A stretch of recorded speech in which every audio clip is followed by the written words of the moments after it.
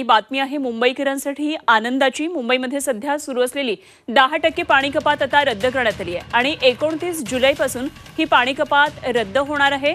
मुंबईला पाणी पुरवठा करणाऱ्या धरण क्षेत्रामध्ये दमदार पाऊस सुरू आहे आणि धरणाच्या पाणीसाठ्यामध्ये त्यामुळे वाढ होतीये।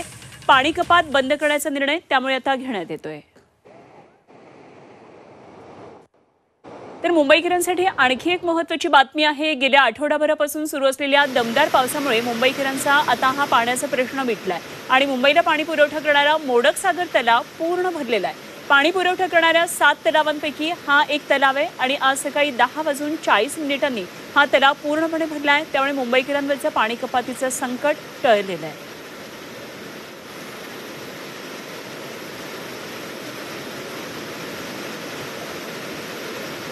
तर मुंबईमध्ये सध्या दमदार पाऊस आहे। धरण क्षेत्रामध्ये विशेषतः मोठा पाऊस होतोय, त्यामुळे निश्चितच मुंबईकरांसाठी ही एक